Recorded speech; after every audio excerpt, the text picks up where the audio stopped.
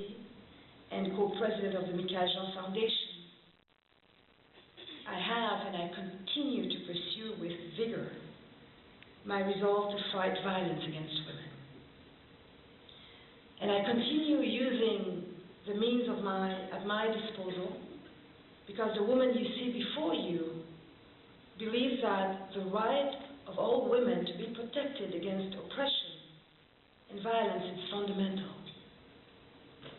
The right of every human being to be protected against oppression and violence is fundamental.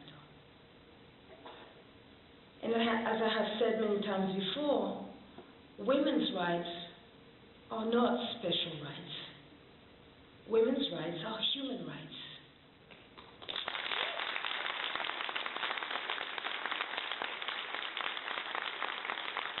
And I would add that these rights are part of the values that define what it means to be a citizen of this country. Values that are so much a part of our collective wealth. I've always tried to defend these values, even if it sometimes means broaching such difficult subjects as violence against women, an issue which many would prefer sweeping underneath the rug. Over the last 6 years, I have been working to drive a chink into the walls that surround so many women, closing in on them as they keep quiet.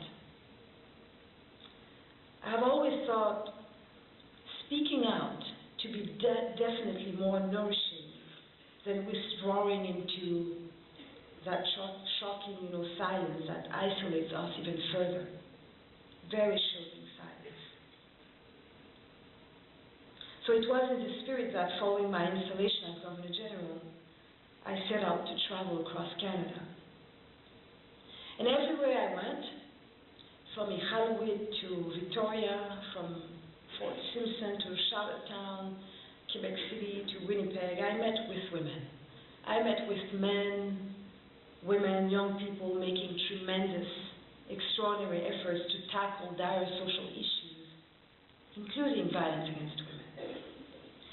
Et je veux de tout cœur saluer les organismes, les personnes, les femmes, les hommes, les jeunes, comme vous, qui partout au pays œuvrent sur le terrain et qui, avec 3 fois rien souvent et autant de reconnaissance, réussissent à accomplir tellement, à accomplir beaucoup. Et je me réjouis que cette problématique sociale ne soit plus le souci de quelques-unes, mais qu'elle soit l'objet d'une mobilisation qui transcende de plus en plus les sexes, qui transcende de plus en plus les âges. Et je le crois sincèrement que c'est un très bon signe, mais qu'il faut cultiver cette mobilisation. Et j'ai été sur la route le témoin privilégié de tant de gestes courageux, posés chaque jour, tant de paroles extrêmement prometteuses, que j'ai envie de vous en donner une petite idée à travers quelques exemples. Par exemple, je n'oublie pas comment, dans un refuge à Winnipeg, entièrement administré par des femmes autochtones, j'ai vu ces femmes se prendre en main et de toutes leurs expériences réunies, de toutes leurs réflexions, leurs perspectives et leurs compétences.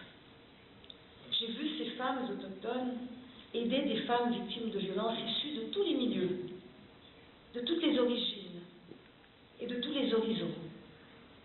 Être là pour accompagner des femmes autochtones et des femmes non autochtones, des femmes immigrantes, à s'en sortir. Voilà des femmes qui ne sont plus victimes, mais qui sont des aidantes, aguerries.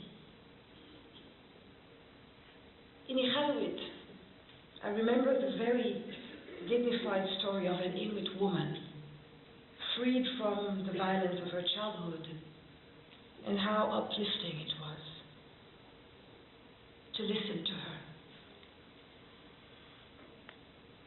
She too, this woman from Nunavut, is no longer a victim. She's a leader in her community. where a number of groups are taking a stand against violence. À Montréal, où à l'invitation du regroupement provincial des maisons d'hébergement et de transition pour femmes victimes de violences, ce regroupement que j'aime appeler aussi mon alma mater, parce que j'ai été de celles qui l'ont porté, qui l'ont mise au monde, comme il nous a mis au monde. 30 représentantes de divers organismes ont exprimé le désir de mettre en commun leurs ressources et de travailler ensemble à la prévention, à la sensibilisation et à la protection. Et de le faire avec l'ensemble des autres réseaux du Canada qui travaillent dans le même sens. Et ça m'a semblé d'autant plus judicieux que partout au Canada, celles et ceux qui luttent contre la violence faite aux femmes conviennent tous de l'urgence d'unir les efforts pour que nos voix soient plus fortes. À Regina, 13 femmes, chefs autochtones, m'ont parlé de la façon dont elles assumaient leur poste d'autorité, souvent dans des conditions difficiles, et de leur volonté absolue d'attaquer de front les problèmes de la traite et de la disparition des femmes de leur communauté. Toutes ces femmes à travers le pays dont on est sans nouvelles. Et ça, c'est un drame national. L'indifférence est accablante. In Toronto, the groups I met told me of the poverty facing women and their struggle to break free from economic discrimination. And they also described the increasingly critical situation of immigrant women who are often unaware of their rights and which the situation serves only to make them even more vulnerable. And last month I joined the YWC of Calgary as it celebrated 100 years of work to empower women in the province of Alberta and to provide an array of services to survivors of violence against women. And staff and volunteers alike spoke to me in quite compelling terms about the high incidence of domestic violence in their province and the need to remain resolute in effort to eradicate this tragedy from our society.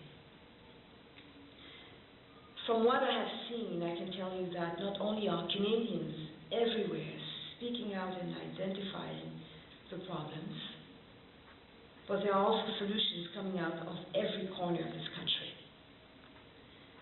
And these are but a few examples of the encouraging work going on at this very moment. But we still need to acknowledge all that we have accomplished so that we can move forward in our actions and our thoughts. And why not allow these exchanges to spark a national,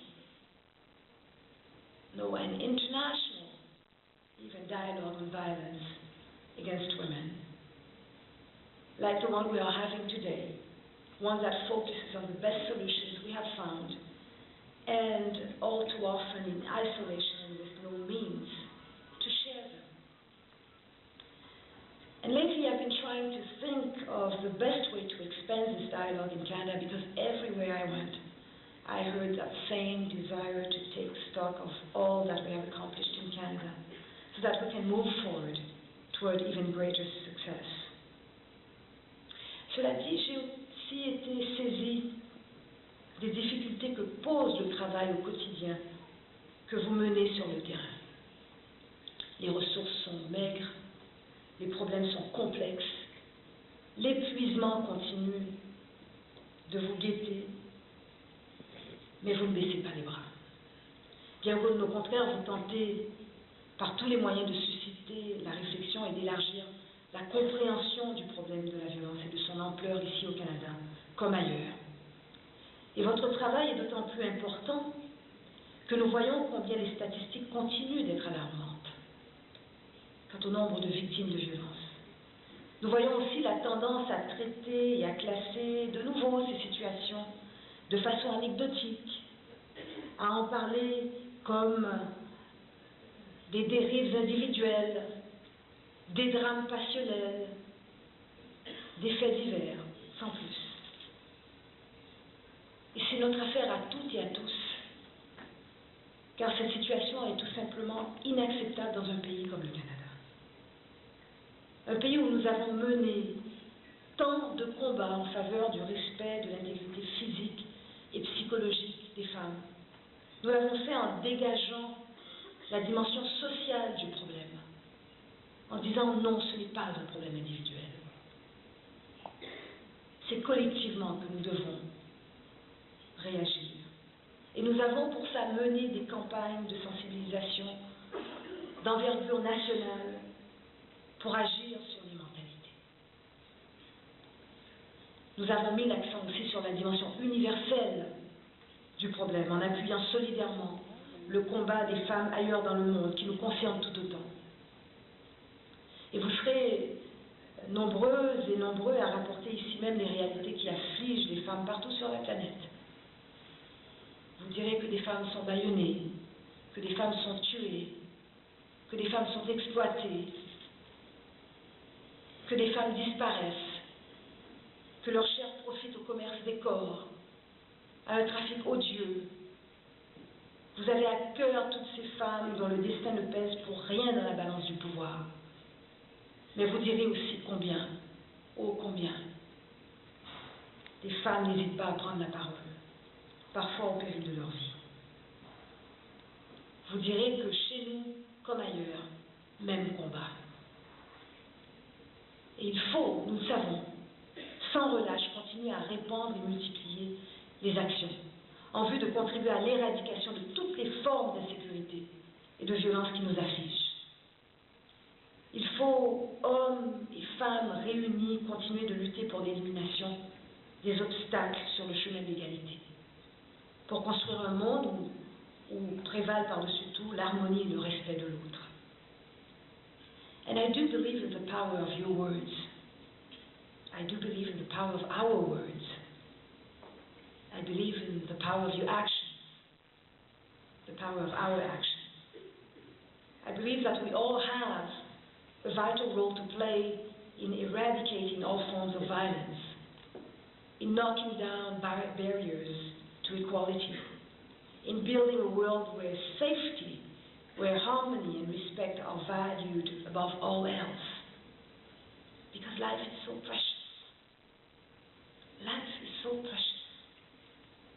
And the battles women have fought and continue to fight to ensure that their rights are respected are in themselves an affirmation of human dignity and are helping to put, I would say, a human face on all of humanity.